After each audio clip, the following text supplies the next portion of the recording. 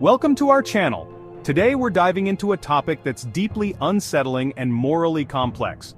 We're talking about the growing trend of countries expelling Muslim immigrants. We're going to unpack the reasons behind these expulsions, from political maneuvering to straight-up xenophobia. We'll examine the human cost, the impact on global politics, and why this issue deserves your attention. Buckle up, folks, because we're about to go on a wild, heartbreaking, and infuriating ride through the top 10 countries expelling Muslim immigrants.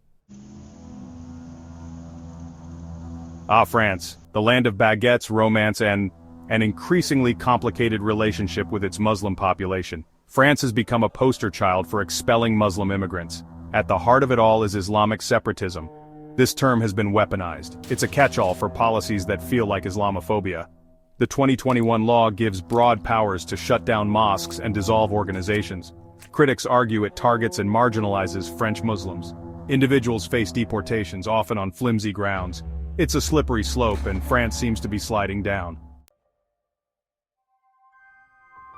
Next up, we're hopping over to Germany, a country with a bit of a complicated history when it comes to, well, you know, everything.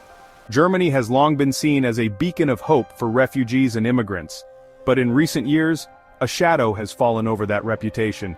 The far right has been gaining ground, peddling fear and intolerance like it's going out of style. And guess who their favorite target is? You guessed it, Muslims. Germany has seen a significant influx of Muslim refugees, particularly from Syria and Afghanistan. While many Germans have shown incredible compassion and generosity, others haven't exactly rolled out the welcome mat. Right-wing groups have seized on this influx, using it to stoke anti-immigrant sentiment. They paint a picture of Germany being overrun by Muslims, claiming that they're a threat to German culture and security. This rhetoric, as dangerous and dehumanizing as it is, has been working. It's seeped into the mainstream, influencing public opinion and, more worryingly, government policy. We've seen a tightening of immigration laws, making it harder for asylum seekers to find refuge in Germany. And yes, deportations have been on the rise. Critics argue that these policies are discriminatory and counterproductive, creating a climate of fear and suspicion that only serves to further marginalize and alienate Muslim immigrants. And now we sail on over to Italy, a country known for its delicious pasta, stunning architecture, and more recently, its rather harsh stance on immigration. Italy has become a major entry point for migrants and refugees crossing the Mediterranean Sea from North Africa and the Middle East.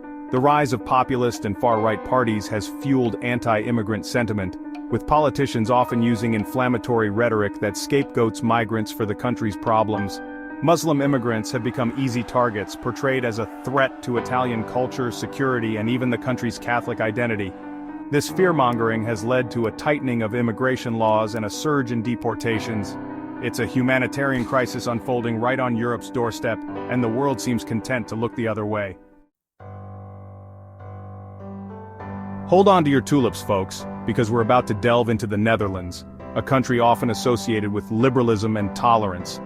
But scratch beneath the surface, and you'll find a more complicated reality, particularly for Muslim immigrants.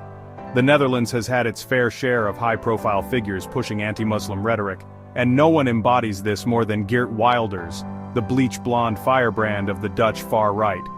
Wilders has made a career out of demonizing Islam and Muslims, comparing the Quran to Mein Kampf and calling for a ban on mosques. Wilders' Party for Freedom has had a significant impact on Dutch politics, pushing the mainstream right to adopt tougher stances on immigration. This has resulted in stricter immigration laws, making it harder for Muslims to immigrate to the Netherlands and easier for the government to deport them. We're talking about people who have lived in the Netherlands for years, who speak the language, who contribute to society. Being told they're not welcome, it's enough to make you wonder what happened to the Netherlands' famed tolerance. Next up, we're venturing into Denmark, the land of Hygge, those cozy vibes that make you want to curl up by a fireplace with a good book and a cup of cocoa. But beneath this veneer of warmth and contentment lies a harsher reality, particularly for Muslim immigrants. Denmark has been at the forefront of Europe's anti-immigration wave, implementing policies so strict they'd make a drill sergeant blush. Muslim immigrants have become the bogeyman of Danish politics, with right-wing parties exploiting fear of Islam for electoral gain. Hold on to your meatballs, folks, because we're heading north to Sweden, a country that was once synonymous with progressive values and a welcoming attitude toward refugees. But hold on, because things have taken a bit of a turn. Sweden, for a long time, had a pretty open-door policy toward refugees. They took in more asylum seekers per capita than almost any other country in Europe. But then, the political winds shifted. The far-right Sweden Democrats, a party with roots in neo-Nazism, started gaining traction. They hammered on about the usual things: immigrants taking jobs, straining social services, and of course the ever-present threat of Islam. The Sweden Democrats' rise coincided with a growing sense among some Swedes that their country had become too welcoming. The government tightened immigration laws, made it harder to get asylum, and started deporting people. Muslim immigrants bore the brunt of these policy changes, being sent back to the very dangers they had risked their lives to escape. Critics argue that these changes were driven by fear and xenophobia, representing a betrayal of Sweden's humanitarian values. Pack your lederhosen, folks, because we're off to Austria, a country known for its stunning alpine scenery, its rich musical heritage, and, more recently, its rather chilly attitude towards Muslim immigrants. Austria has a long and complicated history with immigration, but in recent years the country has taken a decidedly rightward turn, with the far-right Freedom Party gaining influence and even forming a coalition government.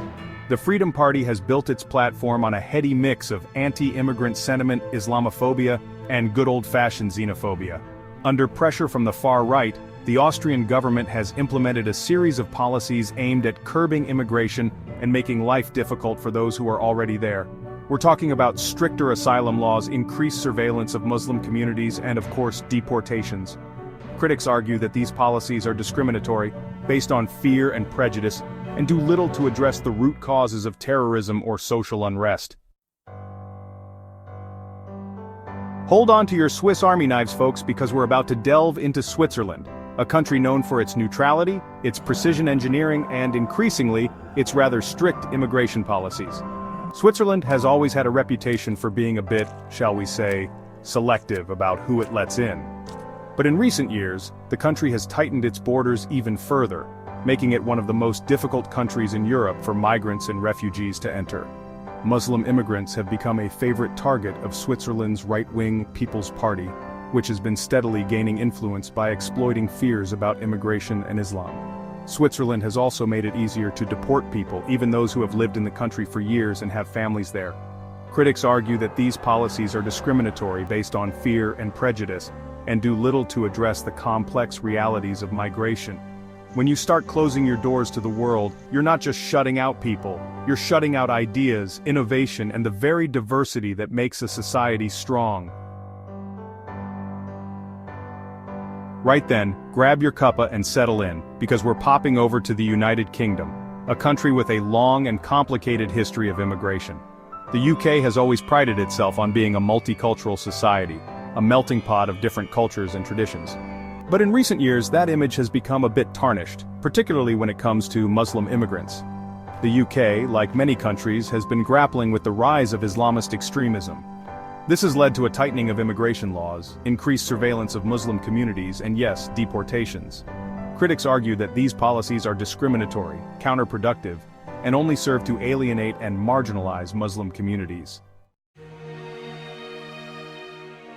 G'day, mates. Let's hop over to the land of sunshine, surf, and, well, some rather harsh immigration policies. Australia has always had a bit of a reputation for being strict on immigration, but in recent years, they've really doubled down, particularly when it comes to asylum seekers arriving by boat. Critics argue that these policies are cruel, inhumane, and a violation of international law. These policies disproportionately impact people from Muslim-majority countries. So, while Australia might like to present itself as a welcoming and multicultural society, the reality for many asylum seekers, particularly those from Muslim backgrounds, is far more grim.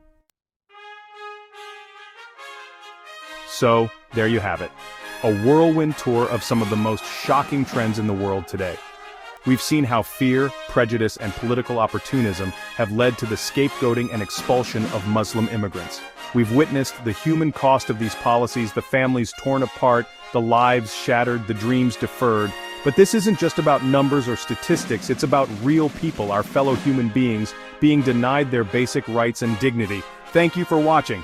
If you found this video informative, don't forget to like, share, and subscribe to our channel for more in-depth analyses on global issues. See you next time.